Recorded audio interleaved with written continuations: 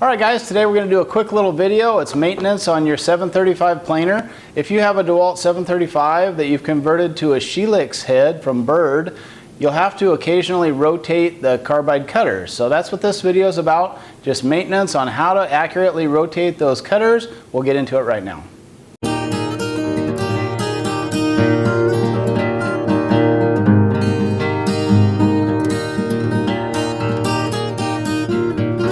So first step is just removing the top cover with the onboard wrench.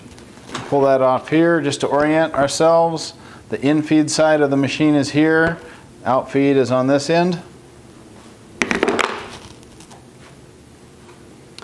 3 tall red thumb screws need to be removed in order to access the dust shroud. Once you have the red thumb screws removed, just gently rotate this shroud upward till the open line aligns with this arrow. And then you just remove the shroud to the side. Okay, machine's unplugged of course, but you can see the individual cutters. Each one of these is a 4-sided carbide cutter. And the most important thing is to actually mark the wear surface. So the cutter head spins around this way to meet the incoming board, and this will be the leading edge, your cutting edge. And I can feel that although it's not deformed in any way, I don't see any visible nicks, I can't feel anything if I run my fingernail across it. It has lost its sharp edge. I mean, I've put miles of hardwood through this, so here's a fresh edge next to it. I've got no mark on this edge. Where these two edges have been marked with a permanent marker, just to tell me those edges are used. I've got 2 edges remaining. So we'll go ahead and rotate each cutter on this head to establish some fresh cutting edges. We know that each carbide insert has to seat fully in its pocket, and dust and debris can keep that from happening accurately. So the first job is just to do a once over, clean out any dust or debris inside the planer cavity.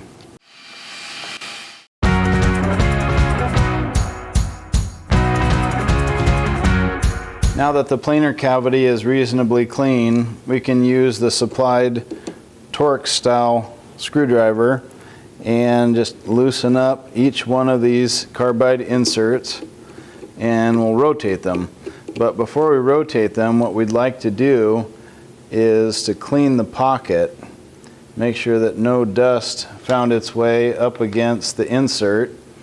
And so we'll clean this little pocket and this little shelf before we rotate the cutter to an edge that doesn't have a permanent mark on it. To clean that pocket, you can use a shop vac, works just fine, but one of the handiest tools I've found for this job is just to use a clean glue brush. Cut the hairs on the brush so that they're about half their normal length. That just stiffens them up a little bit and makes it a real good cleaning tool. That's all it takes. We'll go ahead and clean the bottom of the insert as well. Because again, these are used inserts, but we're going to get 4 clean edges off of them. Some models only give you 2 edges, but a lot of models now are giving you 4 clean carbide edges to work with. So we rotate it until we see one that doesn't have a mark. There's not really a general consensus for which way to rotate these as you reinstall, so my advice is just to rotate them clockwise and to mark any used edges, and then just go ahead and snug them back in place. We'll go down the line and do the next one. If you lose track of where you are, the system of using a permanent marker will tell you exactly which ones have been rotated and which ones still need to be done. So don't need to stress it on that. You can just gradually work along until all of your cutters have been rotated. You might see a little bit of corrosion in the pocket. That's not too much to worry about. Just get rid of all the dust and any loose debris.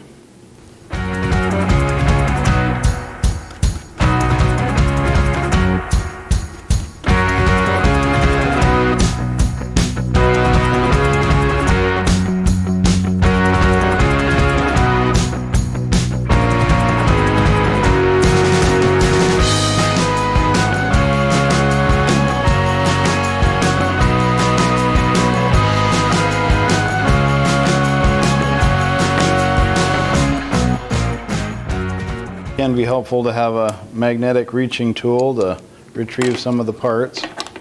You may find it a little bit cumbersome on these Dewalt Shelix conversion kits because the cutter head lock is actually disabled, and so there's no way to lock the cutter head anymore like there is with the stock configuration with the 3-knife head.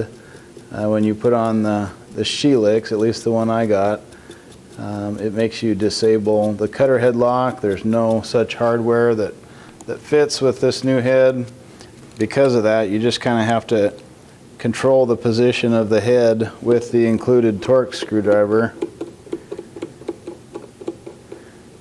Just work the screw down gently until it seats, and then you can go ahead and snug it up. Here's the next one in line. Loosen that up, clean underneath, and reset the fresh edge.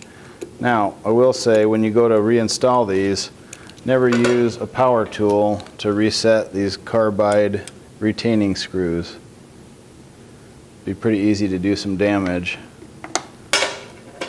But if you just stick with a hand screwdriver, you should be fine. So there's 10 done. Rotate to the next row and start on the next cutter.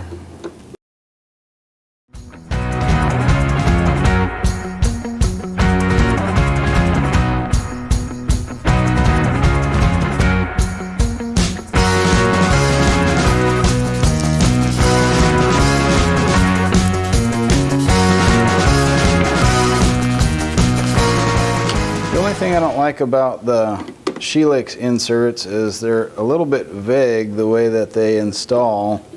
There's just no positive action. You have to kind of trust that they're going to seat themselves. I like the Laguna ShearTech system. Geometry a little bit better, but this has worked well too. Let's see how it goes back together. Now, I'll even show you a little trick I did to quiet down the planer. Of course, the Shelix head is a little bit quieter than the straight knife head, but you do have that universal motor, which is screamingly loud. So we did a little bit of spray foam insulation on the underside of the cover, and I would say that helps a little bit to dull the roar of the motor. So the dust shroud goes in first. You'll have it tilted up slightly. Just align the open tab with the arrow and see if you can get it to slide over before it rotates down. There we go. From there, just add in the 3 red thumb screws. Now, if you ever open up the top of your planer and this cavity is filled with dust or chips, you probably have one of 2 problems. Either the dust shroud or the fan impeller housing is broken. Sometimes the damage is not always obvious. I've had both of these parts break. Sometimes the shroud breaks on the under surface and it's not immediately apparent. Same thing with the fan housing. Sometimes you have to take it off and there'll just be a small hole in the bottom of it from an errant wood chip or a knot that got loose, and it takes replacing those parts to solve the problem. The main symptom you'll notice, if that is an issue for you, is the planer is hard to adjust up and down. And the last thumb screw here.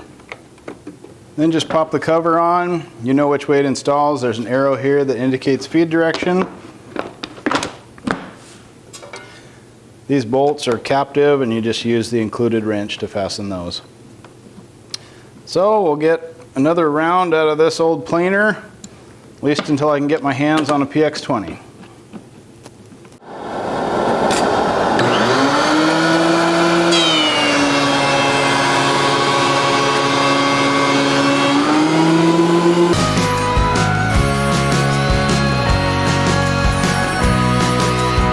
So there is a little bit of end snipe with this planer, but that's more or less a table adjustment, so you can make that separately. What I'm mainly concerned with now is the surface quality.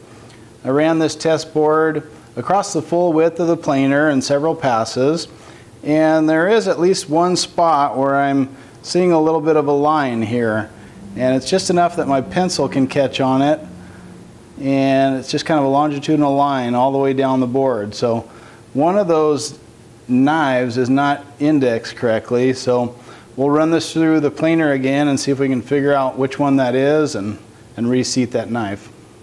Okay, so based on where the planer was producing the line down the board, I identified 3 different knives that it could be, and there's a bit of corrosion under each of them, so very carefully with the 150 grit sandpaper, just touch the surface there and re-clean it. Make sure there's no corrosion or debris that might be slightly lifting that particular cutter and fouling the cut. And in these instances, we're just going to replace it with a new cutter. And so we'll drop that in and retest it.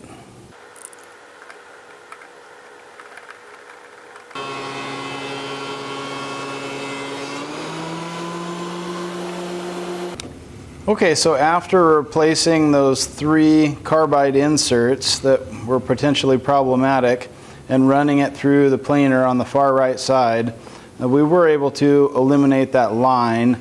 You know, the surface is not perfectly flat, but I don't feel any real thumbnail catchers as I go across like that one was. And so we're going to call this acceptable quality. Now, as far as the snipe, you will fight that a little bit.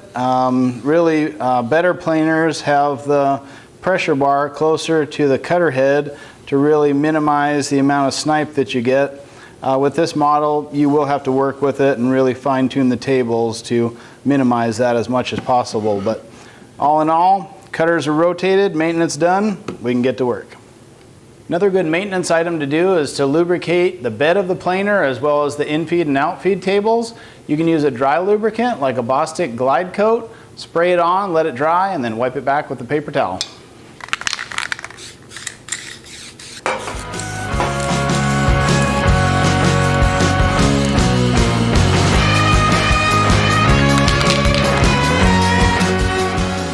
You can also hit the 4 guideposts of the planer.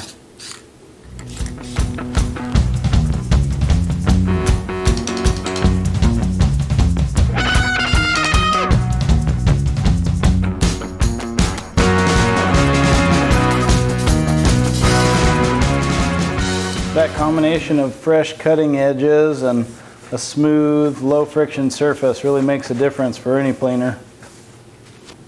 Alright guys, that's all it takes to rotate the cutters on your Byrd Shelix head. If you have a 735 that you've converted over to a Shelix, remember there are 40 cutter heads to change, so it is a little bit of a process. It'll take you an hour or an hour and a half, but at least the inserts are indexing, so you don't have to worry about if they're in there right. It's just a matter of going through the time, rotate the cutters. I do recommend to mark with a Sharpie pen the edges that you've used and rotate in a clockwise direction. That way it's a little easier to keep track of the process. Good luck with it, guys. We'll see you next time.